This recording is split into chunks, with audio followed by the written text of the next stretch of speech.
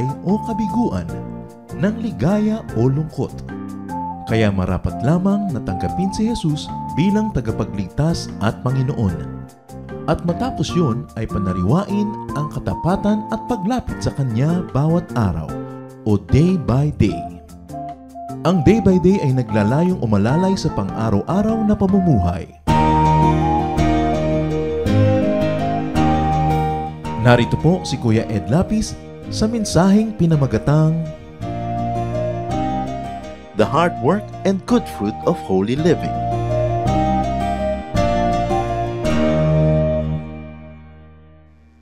Napakalinaw po ng sinasabi sa Galatians chapter 6 verse 7, a man reaps what he sows. A person harvests what he or she plants in life. Ang pamumuhay po ng may kabanalan ay isang malaking proyekto. Holy living requires hard work, but it yields good and it yields the most desirable fruit. Ito po ang tema ng ating pag-aaral ngayon, the hard work and good fruit of holy living. Holy living requires hard work, but it also has very, very good fruit. Salamat, Panginoon, sa tagumpay niyo sa aming buhay. Salamat sa pag-iingat niyo sa bawat isa sa amin, kung saan-saan kami naglakbay, pumunta, sumuong na marami mga panganib, alam man namin ito o hindi. Subalit kayo, Panginoon, ang isang naging tagapag-ingat namin. Salamat, Panginoon, sapagkat gumising pa kami sa isang umaga na may buhay. Salamat po sapagkat kami iniligtas mo sa napakaraming maaring masamang mangyari. Kaya, Panginoon, kami ay nagdiriwang ng iyong kabutihan. Pinagbubunyi po namin ang kabutihan niyo sa amin. Pinagpapasalamat ang iyong walang hanggang pag-aaruga, pagbibigay na aming mga pangangailangan. Nagpapasalamat kami, Panginoon, sapagkat kami narito ngayon upang sumamba, hindi upang gumawa ng kung ano-anong masasamang bagay. Nagpapasalamat kami at pinagdiriwang namin na kami ay nasa isang bahay-sambahan, hindi nasa isang bahay ng kasalanan, hindi nasa isang paggawa ng mali, kundi narito upang magbigay ng aming mga handog, mga ikapu, mga awit, papuri, at upang makinig ng inyong salita. Ano pa nga bang ang maaari naming magawa na higit na mas mainam kaysa sa ngayon sa ginagawa naming sumasamba sa inyo? And this is your victory, O God, at work in our lives. We thank you for the privilege of worship. We thank you for the privilege of life. Habang lumalapit kami sa iyo, Panginoon, kung may nakikita pa po kayong kasalanan sa aming puso, mangyaring ipatawad niyo. Lord, you remember that we are dust. We ask you to forgive us our iniquities.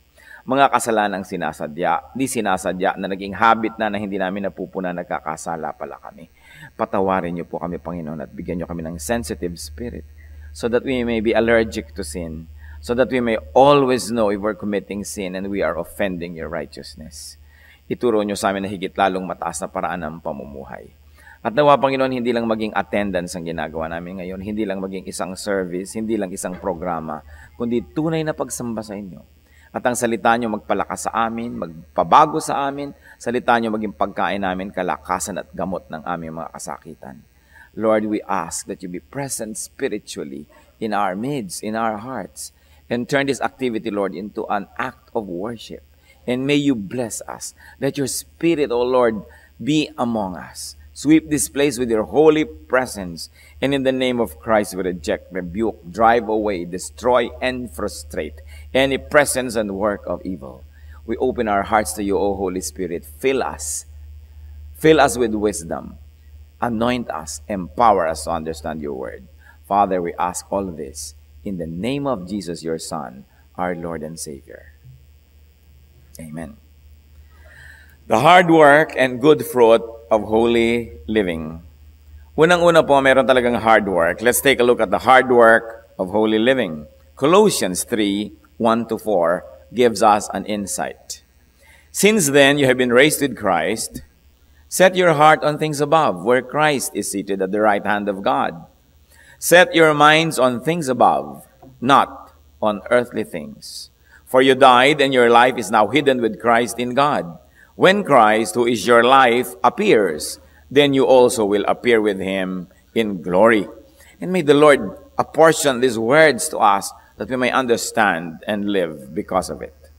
So anong una pong itinuturo dito na hard work is focusing on heavenly things. Sabi, set your heart on things above. Ang tingnan, ang titigan, ang matyagan, ang mahalin, ang hangarin, ang gustuhin, ang pagsumikapan, ay yung mga bagay na makalangit. Because this means feeding the Spirit, strengthening the Spirit that is within us, and obeying the Spirit of God. Galatians 5:16, so I say, live by the Spirit, and you will not gratify the desires of the sinful nature. And this is hard work. Ang sinabi pa nga, sinful nature, that means it is our nature to be sinful. Likas sa tao ang maging makasalanan. Parang sinabi na sa atin na magpakabanal ka, parang sinabing lumipad ka, defy gravity. Pero bakit po ang mga ibon na nakakalipad? Bakit ang mga isda na nasa tubig ay nakakalutang? Sapagkat sila ay merong tool, meron silang technique, at ginagawa nila kung ano ang dapat gawin. Pag sinabi sa ating, you must live a holy spiritual life, sinasabi, you have got to work hard because you've got to fight gravity. You've got to fight the laws of nature. And the law of the human nature is that we are sinful. Hindi natin kailangang isiping maging makasalanan, likas sa ating maging makasalanan. Hindi natin kailangang magsikap gumawa ng kasalanan. Yun ang mas madaling gawin natin sapagkat yun ang likas ng tao mula nang siya ay nagkasala. At mula nang nagkamali si Adan at si Eva, at tayo naman sa ating personal lives ay nagkamali at patuloy na nagkakamali, lalong nabubuhay yung sinful nature. How can a sinful person focus on heavenly things? That's hard work. It requires discipline. Pag kami dumadaang kaakit-akit, ang aking normal, siyempre, ang inyong normal, ang normal nating lahat na reaction ay maakit. Pero sabi, focus on heavenly things. Huwag mong paghangaran. So, hindi mo kailangang isiping magkakasala ako ngayon pagka merong dumaang sexy dito ay paghahangaran ko. Hindi na kailangang isipin, automatic yon. Ang kailangang isipin ay pag may dumaan ay hindi ko paghahangaran. Pagka meron ako nakitang perang hindi akin ay hindi ko nanaising maging akin. Pagka meron ako nakitang hindi kaibig-ibig na asal ng isang tao, hindi ko siya i-criticize. Yun ang dapat nating isipin because the moment you stop thinking about being holy, on automatic, we become sinful. That is hard work. But what is beautiful about it is hard only at the beginning. But constant practice turns it into a habit. And once it is a habit, then our nature begins to change. Kaya dumarating ang mga Kristiyano na kung minsan, ang nagiging nature na nila yung gumawa ng mabuti, nahihirapan na silang gumawa ng mali. Yung dati nilang mga kalaguyo ay nahihirapan na nilang balikan. Ang dati nilang mga bisyo ay ayaw na nila. So kita natin na totoo nagkakaroon ng pagbabago ang tao. But it requires hard work, especially at the beginning. At yung mga taong hindi naghihirap, hindi nagdidisiplina sa sarili, kahit 10, 15, 20 years mag-church, kahit umaten ng Bible study, kahit magkaroon ng ministry, pag hindi dinisiplina ang sarili na magpakabanal, lagi na lang gumagawa ng mali. So focus on heavenly things. That is the one half of what we should do for a fruitful, holy living. And there's the other half also, Colossians 3, 5-11, as we continue reading. Put to death, therefore, whatever belongs to your earthly nature, sexual immorality, impurity, lust, evil desires, and greed, which is idolatry. Because of this, the wrath of God is coming. You used to walk in these ways in the life you once lived, but now you must rid yourselves of all such things as these. At tignan niyo po mga kapatid kung alin sa atin ang dapat na nating tanggalin. Sabi sa scripture, dati na kayong ganito, pero dahil kay Kristiyano na, alisin na ang mga ito. Unang-una, anger, malice, rage, slander, and filthy language from your lips. Do not lie to each other, since you have taken off your old self with its practices, and put on the new self, which is being renewed in knowledge in the image of its creator. So, part nung first half pa rin natin na set your mind on heavenly things. The other half is now destroy that which is earthly, which is worldly. So, the focus on earthly things. That is the next thing. The next hard work is the focusing on earthly things. First, you focus on heavenly things, and then you defocus on earthly things. Kung minsan nakikita nyo camera work, palabas sa mga pelikula at mga TV, ang camera kasi nakakapili lang kung saan i-focus ang sarili. So kung may babaeng naglalakad sa kawayanan, i-focus yung kawayan, malabo yung babae. I-focus yung babae, malabo yung mga kawayan. So sinasabi, focus on heavenly things, yan ang palinawin, and they focus on earthly things. They focus on self. They focus on self-pleasure and selfish pleasure. This is hard work because this is going away from the physical and we are physical. Lalo't nagkakakanta ka ng let's get physical. Talagang mahirap maging spiritual. Pero kung let's get physical lang in terms of mag-exercise, kumain ng mabuti, mag-diet, that's good. But if it means satisfying all the desires of this body, then we can never be spiritual. Because that which is physical always opposes the spiritual.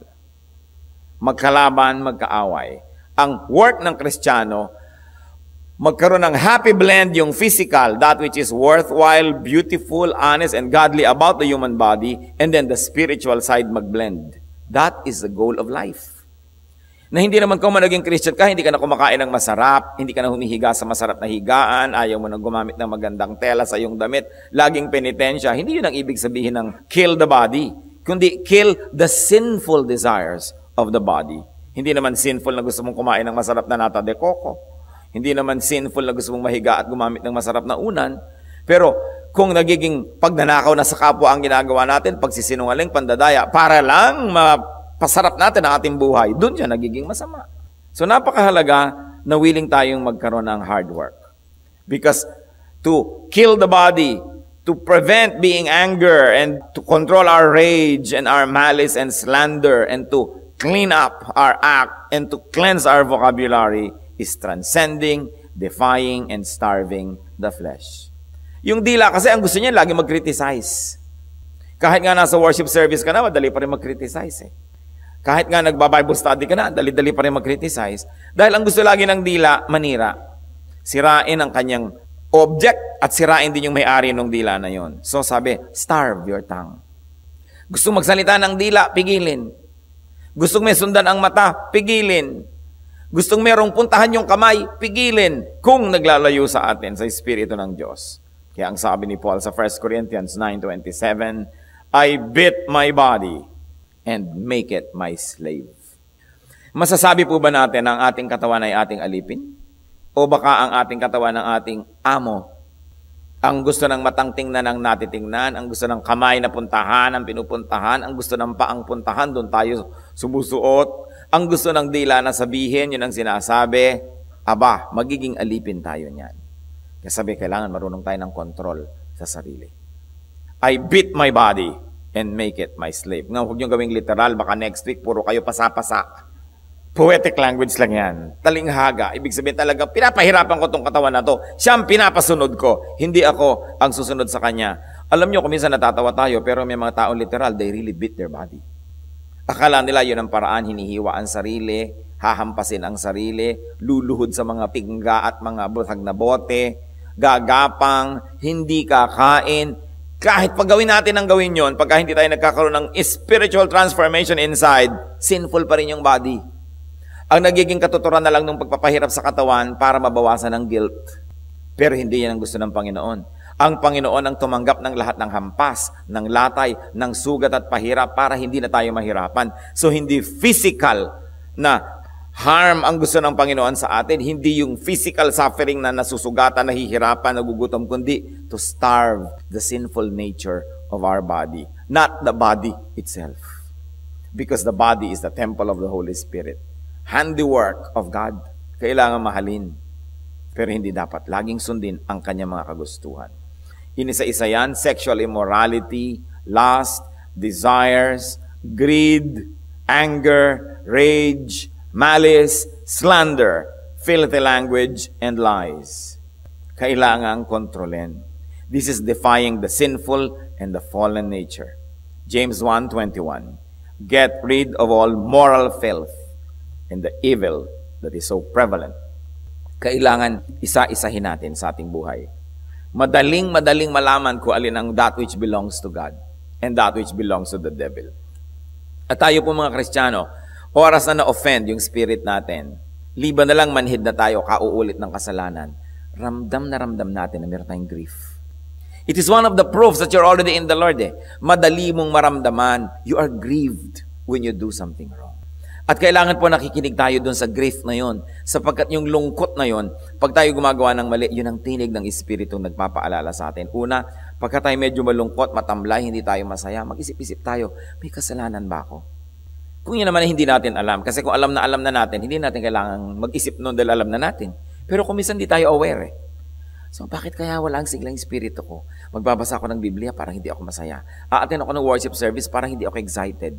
Kakanta ako ng mga spiritual songs, parang hindi ako natatouch. At kung dadaan ang offering, parang hindi ko gusto mag-offer. Bakit parang wala ang puso ko sa tamang lugar? Then, magre-review tayo. May nasabi pala akong masama laban doon sa tao na yung kahapon. May inisip pala akong mali siyang isip laban sa taong yon. Then, we begin to confess to the Lord and say, Lord, I'm sorry. Patawarin niyo po ako. At kung maaari tayong humingi ng patawad doon sa taong pinagkamalan natin, we restore. Sabi sa Bible, confess to one another. And then makikita niyo yung joy nagbabalik.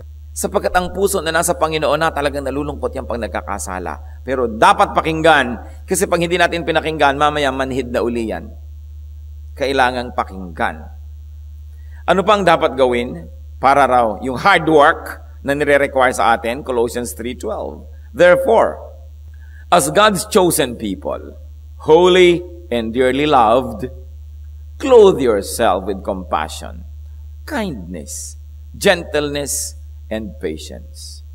May ibinigay na premise.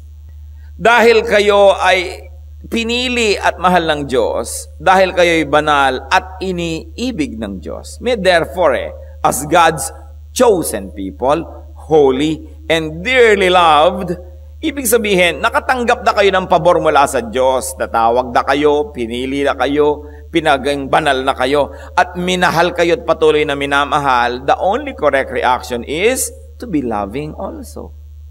To clothe yourself with compassion, kindness, humility, gentleness, and patience, because these are the same virtues that God uses on you and applies to you. Sabi, kung kayong tumanggap na ng kabutihan ng Diyos at patuloy na tumatanggap, anong tama niyong reaksyon dito? Di kung anong tinatanggap niyo, yun din ang ibigay niyo sa inyong kapwa. At ang tinanggap niyo sa Panginoon ay pag-ibig, therefore, the hard work is loving people. Do you think it was easy for Jesus to love us? No, He paid dearly. So tayo rin, we must be willing to go through loving people. To love them because Christ loves us and loved us. Madali bang mahalin ang tao? Manong tingnan yung katabi nyo. Mahirap. Naku, ang hirap. Pagkahirap-hirap. Kung minsan mas kilala nyo, mas mahirap pa. Alam nyo kayon.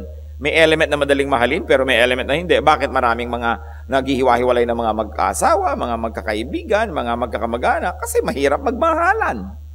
Kaya kung minsan, many people don't get close enough, so you don't have to go through the pain of having to separate. Kasi pag naging sobrang close, nagkakabistuhan ang mga ugali. Loving people, that is a difficult thing to do. But that is required of us. The only logic being, we have already received God's love. How can we not give it away? So loving anyone, even loving everyone, pinapamahal pa nga sa atin, pati mga kaaway natin Ganun ang hirap ng pagsunod sa kagustuhan ng Diyos, the hard work of holy living. Why? Because when you love, you avoid doing many sins. Committing many sins. Subukan ninyo. May bisita kayo sa bahay ninyo. Pinsan ninyo, kamag-anak nyo, pamangkin nyo. Pag di nyo mahal, pati karami ng inilalagay niyang gatas o juice sa kanyang baso, sukat na sukat nyo. Diba? Anak ng pinsan nyo, nakikibakasyon sa inyo, dami naman mag-juice ng batang to. Pero pag anak nyo, dagdagan mo pa anak. Kasi love mo Pagka mahal mo sa buhay yung nakabagsak ng pagkalaki-laking bowl, ang tinitanong mo agad, nasugatan ka ba? Pero pagka empleyado mo, mahal yan. Yung nabasag mo, kasi di mo mahal Kaya ang sabi ng Lord, love people. Because when you love people, you gloss over their mistakes. You do not focus on their errors, but you focus on their accomplishments. Kaya pag mahal na mahal mo ang anak, kahit na siya ang pinaka-lowest grade sa school, sasabihin mo, slow learner lang. Kasi anak mo, anong tawag niyo sa mga hindi niyo anak na bumabagsak? Alam niyo ang tawag niyo doon. Diba? Pero pag anak niyo yung bumagsak, nag-a-adjust kasi. Kung ano-ano. Because love covers a multitude of errors. Kaya tayo pag laging critical, lagi na lang tayong nagagalit, lagi na lang tayong may nakikitang mali, isang ibig sabihin nun, mga kapatid, hindi ka tayo loving. Pag love nyo ang church nyo, ano una nyo makikita? Yung kanyang mga kapurihan. Pero pag hindi nyo love, puro kapintasan ang makikita nyo agad. Pag love nyo ang speaker, ang preacher, ang teacher, puro mga magaganda ang nakikita nyo. Pero pag hindi nyo love, lalo't inggit kayo, puro mga kapintasan ang makikita nyo. Kaya sabi ni Lord, you know, the very best way to change your lifestyle is to be loving. Then you don't commit so much sins against people. You become more forgiving. At ang hard work dito, being compassionate and kind and humble and gentle, patient, forbearing, and forgiving. Lahat ng ito, traits natin sa mahal natin sa buhay. Kaya nakita niyo mga wives, kahit great achievers, pag mahal nila yung husband, they diminish themselves in the presence of their husband so their husbands can be great. Ganon din yung husband sa kanilang wives. Kasi mahal mo eh. Pero pagka hindi mo mahal, lagi mo siyang pinapaliit. Kahit may sinasabi pa yung husband mo, pinuputol mo na. Dear, mali ang sinasabi mo. Sa harap ng iba, pasalamat ka naging asawa mo ko, naging tao ka. Di ba? May mga ganyang script. Sa akin lang nagkaroon ng mantika ang iyong labi. Sa akin ka lang nakabihis ng maganda. Hindi mo mahal. Mahal mo ang sarili mo. Kasi kung mahal mo yung tao, pinapalaki mo siya. Katulad ni John the Baptist, mahal niya si Kristo. Sabi niya, He must increase. I must decrease. So most of the sins we commit is because we don't love enough. That's why we want to be the star and we minimize what others do. We trivialize them. We hurt their feelings to feed our ego. Kaya love is the answer. Kaya pag sinasabi nyo na, ang hirap naman sundin si Lord na love your enemy. But what will the Lord say? Sige, hate your enemy. Sige, sumugod ka. So ano mangyayari? Lalo tayong nahulog sa kasalanan. Talagang si Lord, kahit mahirap sundin, siya talaga ang tama. At ito sasabihin ko sa inyo, mahirap sundin si Lord. Amen? Totoo. Pero mas mahirap sundin si Satan. Hirap din lang at hirap, doon na tayo sa tama. Pag sumunod ka rin naman kay Satan, mapapahama ka rin, mahihirapan ka rin eh. Marami ka magiging kaaway, marami magagalit sa'yo. Mas mahirap. Wise people obey the Lord because it is the easier thing to do. Spiritual people obey the Lord because it becomes their nature. Kaya mahalaga yung Christ-likeness, that we are like Christ. Because when you do something just because Christ tells you to do, ang hirap nun. But when you do something because not only Christ tells you to do, but also because it's what you have already grown to love, because it's really what you like to do, then it becomes easy and it becomes a pleasure. That's why Christ-likeness is our goal, to be like Christ. And how do we become like Christ? Think like Christ. Then we begin to act and behave like Christ. Then we develop Christian habits. Now, our nature changes. Humihirap magkasala, nagiging mas madaling maging tama. Kaya mahalaga na magmahal. Alam niyo po, gawin nating project. Wala pa ako nadinig na ganitong New Year's resolution. Yung to be more loving. And how can we become more loving? Focus on what is good about a person. Because no person can be so 100% successful as to be totally wrong, as to be totally detestable. Merong lovable sa person. Romans 13:8, let no debt remain outstanding except the continuing debt to love one another. For he who loves his fellow man has fulfilled the law. Nakita niyo po yung law ay hindi ako kumakain dito pag Biyernes, hindi ko ito ginagawa, ganito kahaba ang buhok ko, hindi ako nagsusuot ng ganitong etc. etc. Fulfilling the law is loving our fellow man. Love covers so many errors. Their errors and our own errors are covered by love. Kaya ang tinuturo ni Lord, be loving. Sowing equals reaping. So, pag pinag-usapan natin yung hard work, at nakakatatlo na tayo ng hard work, anong unang-una sa ating hard work? Paalala nyo sa inyong katabi, ano yon? What? Focus on heavenly things. Then, the focus on earthly things. And then, love people. Ang magiging bunga niyan, the all-important fruit of holy living becomes real in our life. And what is that? Peace. Magkakaroon tayo ng peace sa buhay. Mga kapatid, walang mas mahalaga sa buhay na ito kesa sa peace o kapayapaan. Kung naranasan nyo na lagi kayong takot, naranasan nyo na may nervyos kayo, lagi kayong may inaalala, mauunawaan yung sinasabi ko. Kapayapaan, kapanatagan, yan ang pinakamataas na maaaring mangyari sa buhay ng isang tao. The peace of Christ. Philippians 4:7, and the peace of God, which transcends all understanding, will guard your hearts and your minds in Christ Jesus. Kaya sabi sa Colossians 3:15-17, let the peace of Christ rule in your hearts, since as members of one body, you were called to peace. And be thankful. Let the word of Christ dwell in you richly, as you teach and admonish one another with all wisdom, as you sing psalms, hymns, and spiritual songs with gratitude in your hearts to God. And whatever you do, whether in word or deed, do it all in the name of the Lord Jesus, giving thanks to God the Father through Him.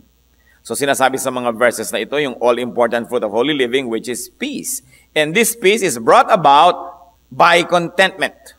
It is brought about by contentment and thankfulness. Pagka po tayo ay marunong maging kontento, nagkakaroon tayo ng kapayapaan. Pag marunong tayo magtiwala sa Diyos. Sino pong hindi mapayapang tao? Those who are always engineering everything to suit their desired ends. Yun lang, sasakay ka sa bus, sasakay ka sa aeroplano, worry ka na ng worry agad kung saan ka mapapaupo, aisle ba o window. Ang dami mong worry. Kasi ini-engineer mo, may kakausapin ka pa, gagawa ka ng mga advance call sa reservation para lang mangyari yung gusto mong mangyari. Kung ikaw balik, tinuturuan mo ang sarili mong makontento kung saan ka mapaupo, ang dami mong kapayapaan. And for all you know, doon ka rin mapapaupo sa gusto mo, minus the worry. Because why worry when you can pray? You talk to people, you talk to clerks, you talk to this, you talk to that. Can you not talk to God?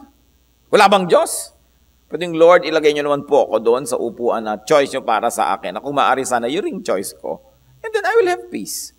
Pag lagi nating ini-engineer, meron akong isang kakilala, isang Kristiyano na ina-appreciate ko naman yung concern niya, pero pag oras nag-party ito, I stop going to his gatherings. Kung sino ang uupo, katabi nito, katabi nun, katabi niya, talagang pinakikialam ang lahat. Pinangihimasukan, nakaupo ka na, bubunuti ka pa sa upuan mo para ilagay ka sa tabi dito para kausapin mo siya, sabihin niyo yung asawa niya kasi may problema, kausapin mo siya, ha? Ganito, ganon. All throughout the event, hindi nag-enjoy siya at ang lahat ng tao were tortured dahil lagi niyang ginagawang tau-tauhan. Wala bang Holy Spirit na pwede mong kausapin, Lord, kayo pong gumawa ng seating arrangement. At nang sa ganon, magkatabi-tabi ang mga tama at tugma-tugma. Because when we try to always control the outcome of events, we become manipulators.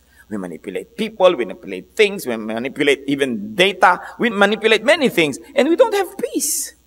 But the fruit of godly living is peace. Contentment. Not having to always actively try to change and rearrange things. Philippians 4:11, I have learned to be content whatever the circumstances.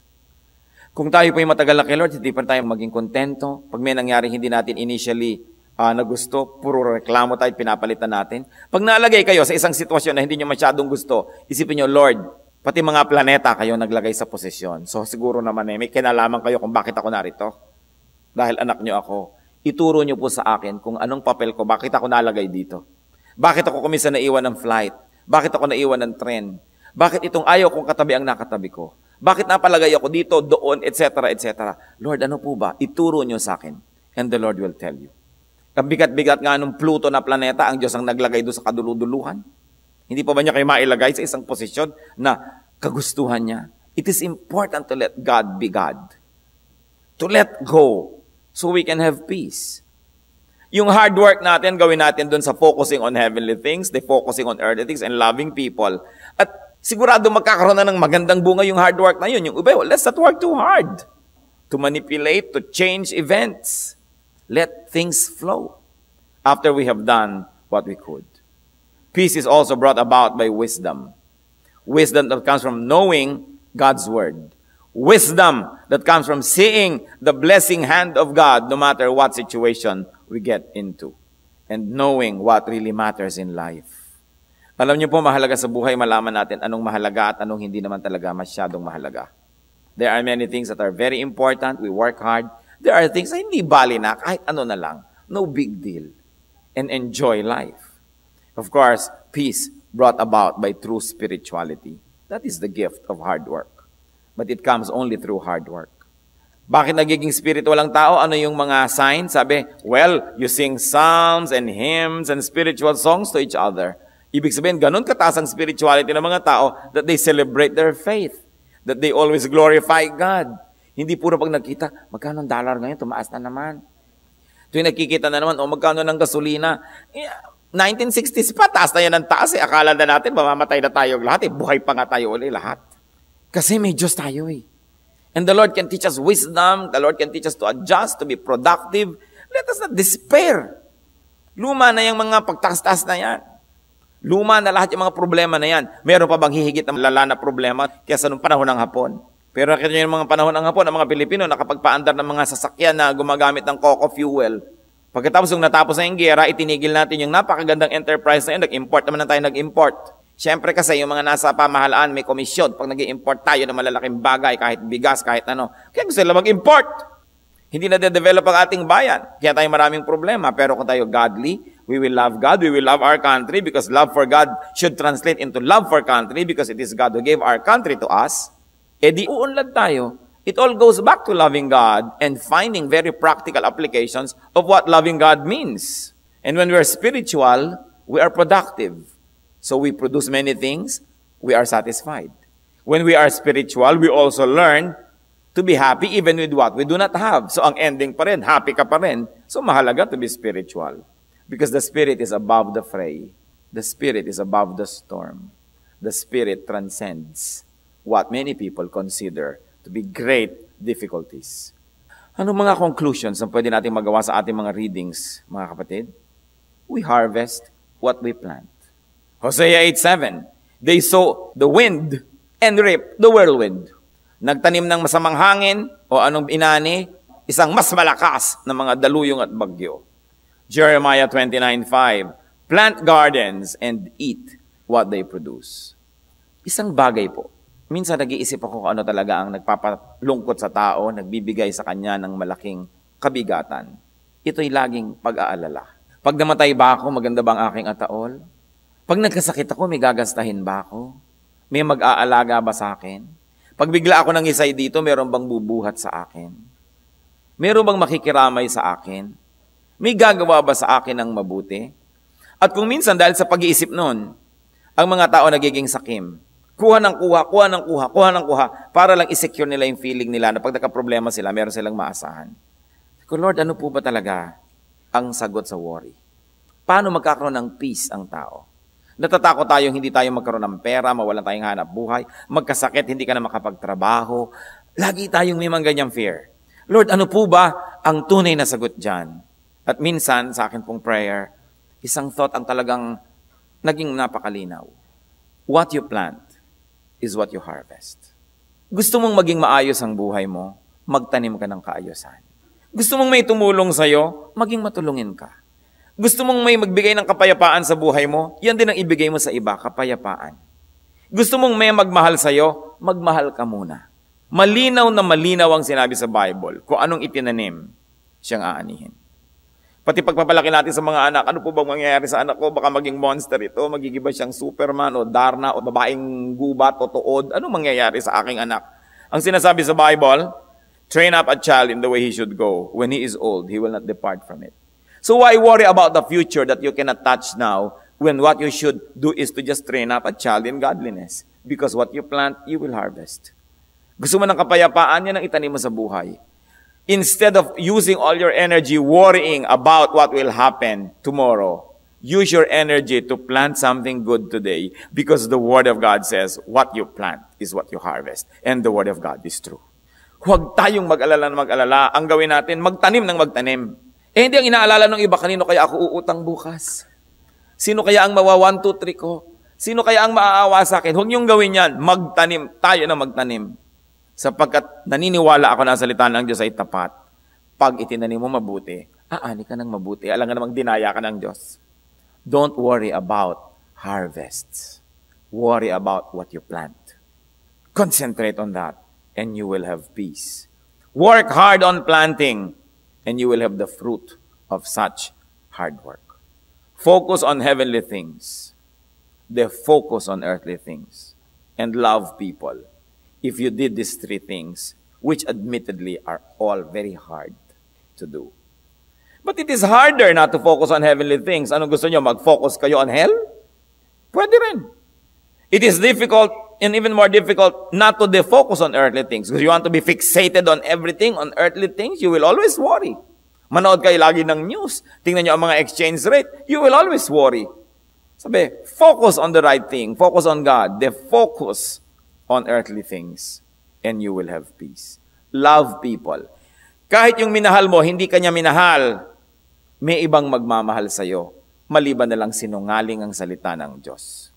Ang sinabi, pag nagmamahal tayo, tatanggap din tayo. At kahit magmahal ka at hindi ka sinuklian ng pagmamahal, panalo ka pa rin kasi una ka nang tumanggap ng pagmamahal mula sa Diyos. Nagmahal ka lang sa tao, kahit hindi niya ibalik, nakatanggap ka na. Napakahalaga na dibdibin namin ang mga salitang ito. Huwag papasok sa kabilang tenga at lalabas doon. Dibdibin natin ito to focus on heavenly things. And how do you focus on heavenly things? Pag may isang nangyari, merong offense, merong hindi ka gustong nangyari, itanong mo sa sarili mo, will this be important 5,000 years from now? And if it's not be important 5,000 years from now, then it's not important enough. Then you can let go. Hindi niya ako in-invite sa party niya. Mahalaga pa ba to 5,000 years from now? Hindi na. So, hindi mahalaga. Sige na. Dapat marami na tayong mapalampas. Sinabi ko na plantsahin ang gusto kong isuot, hindi na plantsa. Iba tuloy ang isusuot ko. So, paplantsahin ko ang aking maid. Mahalaga pa ba yon 5,000 years from now? Hindi na. So, hindi ba talaga mahalaga? Ano ba talagang mahalaga? Kabanalan, kabutihan, pag-ibig sa Diyos, pagtulong sa kapwa. Alam niyo kung bakit mahalaga yon 5,000 years from now, 10,000 years from now? Kasi nakalista sa langit lahat ng ginagawa natin. And the Lord will always reward good work. But the God of justice will also see that those who do evil are punished. If it's not important 10 million years from now, lalo namang hindi mahalaga. Matuto tayong mag-isip ng heavenly yung frame ng mind. We're so focused on the here and now, kaya tayo walang napapalampas, walang napapatawad. Parang ito na lang ang mahalaga sa buhay. Samantalang eternal beings tayo, being children of God. We will be around for zillions of years. So marunong tayo dapat magsabi, baliwala yan. Sige na, palampasin. Focus. Work hard and harvest the good fruit. Dear God, thank you for your reminders. Salamat sa mga paalala niyo, Panginoon. Dapat kaming maghirap gumawa ng mabuti at aani kami nito. Kesa na nababaligtad, dinadaya kami ni Satanas, naghihirap kami sa paghihiganti, sa paggawa ng mali, sa pakikipag-away, sa pakikipagkompetisyon. Naghihirap na rin lang kami, nawa makita mo, Lord, paghirapan namin ang pagtatanim ng mabuti. Nawa huwag mo makita, ang hirap na hirap kami nagtatanim, nagbubungkal, nagtatanim, pero ang itinatanim pala namin, tinik. Ang itinatanim pala namin, damo na walang katuturan. Tanim pa kami ng tanim, alaga ng alaga, wala naman palang magandang bunga ito. Teach us, Father, to value doing good. And may you see us, Lord, laboring in your vineyard, doing what is good, planting what is good. Salamat sa inyong mga paalala. At kung kami, Panginoon, sa aming presensya ngayon sa iyong harapan, meron sa aming mga nadadaya, tanim ng mali, gawa ng intriga, tanim ng chismis, nagpapagod para mag-agaw, mandaya, magnakaw. Alam na alam namin, Panginoon, na mas masaklap pa ang bunga nito na pinaghirapan namin. Kaya nawa, makita mo kaming pinaghihirapan ang pakikipagkasundo, pagpapakumbaba, pagtatanim ng kabutihan, pagpapasensya, sapagkat lahat ng ito may bunga sa aming buhay. Teach us, Lord. Mga kapatid, sa ilang saglit ng katahimikan, paturo tayo sa Panginoon. Baka meron sa atin nadadaya, pagod na pagod kayo sa paninira sa kapwa, pagod na pagod sa pang-aagaw ng asawa ng may asawa, pagtatakip sa kasalanan, pagod na pagod sa pandaraya, pagod na pagod sa pangungupit. Bakit tayo magpapagod sa pagtatanim ng mali? Bubunga rin yun at ang aanihin natin ay masama. Pagpaguran natin ang pagtatanim ng mabuti. Sapagkat sabi ng salita ng Diyos, kung anong itinanim, aanihin. Humingi tayo ng karunungan sa Diyos. Buksan ang ating mata. Kung meron tayong mga kabulagan na may pinagpapagwaran pala tayo na mali, dapat ang pagpagwaran natin, tama. Be alone with the Lord and may you be blessed.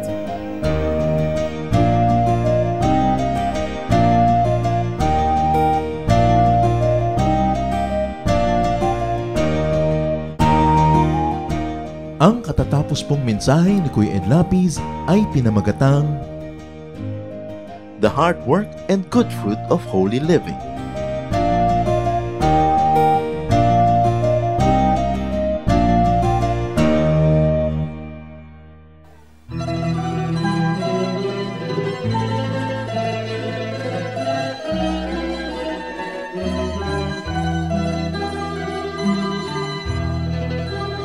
O Diyos, kayo'y aming pupurihin.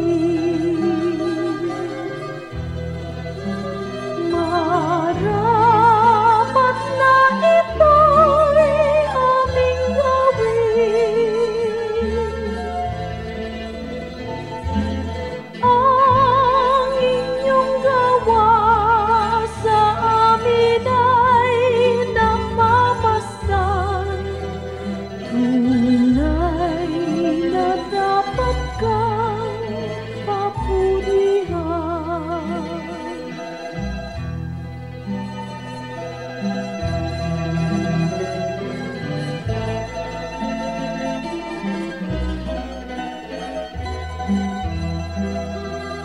O Diyos, kayo'y aming sinasamba.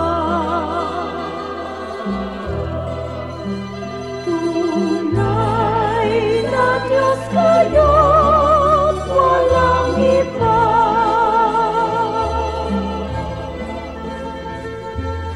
Ang inyong likha ngayon'y nangangayo pa ay buhay mo, O Diyos, kay dakila.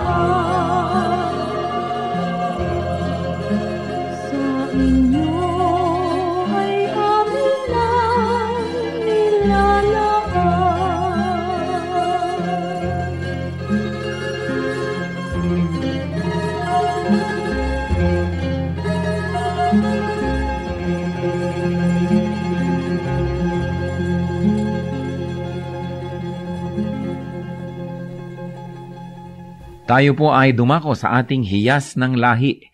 Marami pong hiyas ang ating bayan na dapat ay makilala nating mga Pilipino.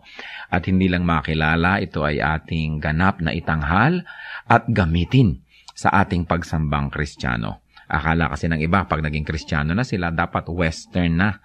O kaya kanluranin na ang paraan, ng musika, ng pananamit, ng pagsamba. Subalit napakayaman po ng ating mga kaugalian na kung atin lamang babawiin sa mga gawa ng kaaway at sa kadiliman magagamit para po sa kapurihan ng Panginoon at para rin sa ikatatanghal ng ating lahi. Sa atin pong hiyas ng lahi ay ngayon ay ating pakikinggan ng instrumentong patatag. Ito po ay isang paglikha ng tunog at musika ng mga kalinga.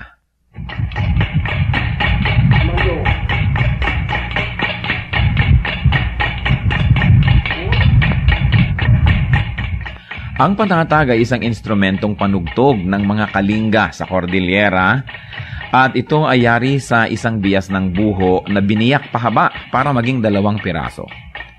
Ang isa o 2 kaputol ng buho ay ipinapatong ng manunugtog sa kanyang 2 hita kung siya'y nakaupo at ito'y salisihan niyang hinahataw ng patpat sa isang maindayog na ritmo habang ang kanyang kamay na walang hawak na patpat ay dadampi-dampi naman dito sa mga buhong ito.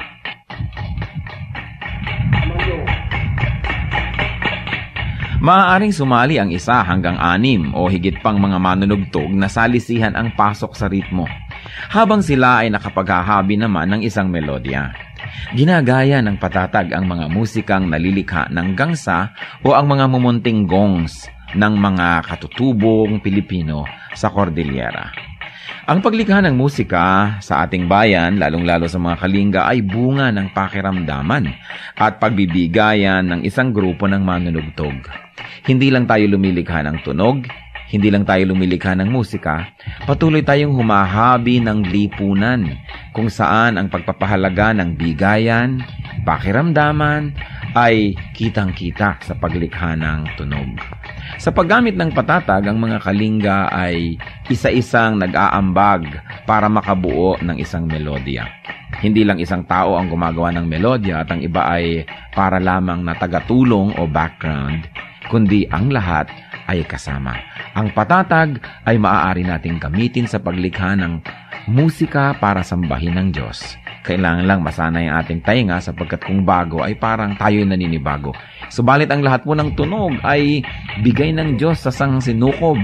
At marami nga lang tunog ang ginamit ng kaaway ng matagal na. Dapat bawiin na natin at gamitin sa pagsamba sa Panginoong Hesus. Ang patatag ng mga Kalinga, hiyas ng lahi, hiyas ng bayan.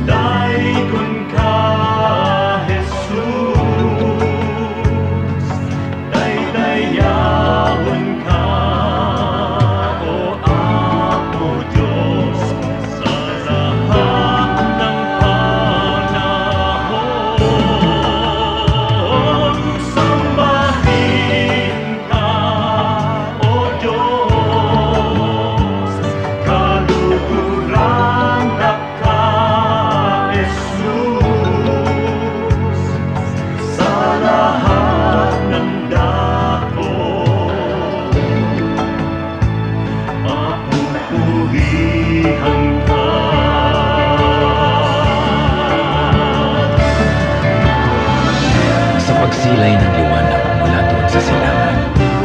Nadarama't nakikita ang sa inyong pagmamahal. Lumalandas, humahawan, tumatanglaw sa aking daan.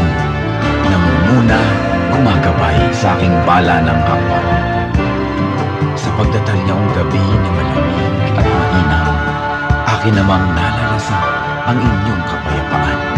Pati ningning ng bituin at liwanag niyang buwan ay banayad kaya dulot ay madlang kapahingahan.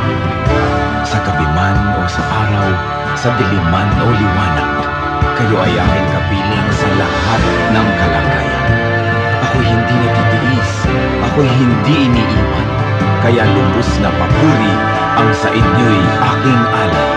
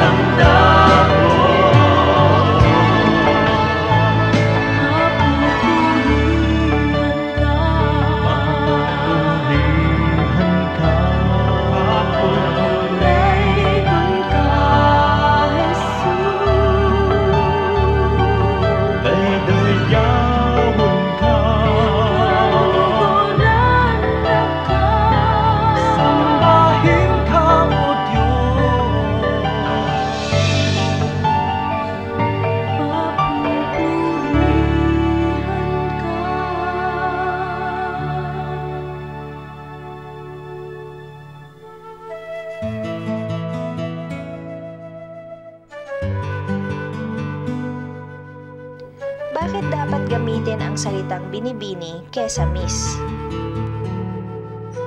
Kasi ang root word ng bini-bini bini, mabini. Ibig sabihin mahinhin, maayos kumilos, good ang kanyang deportment, good manners, right conduct, always correct in dealings with people, always a sight to behold, always proper. Yun ang ibig sabihin ng bini o mabini. At pag dinoble mo yon, alam mo na, mas intense, bini-bini. At yan ang description talaga ng mga babaeng Pilipina. Na sila yung mga bini-bini, maayos, marunong, mahusay. Kaya yung title, ang ganda na i-revive natin para kesa miss lang, na parang wala ng kahulugan.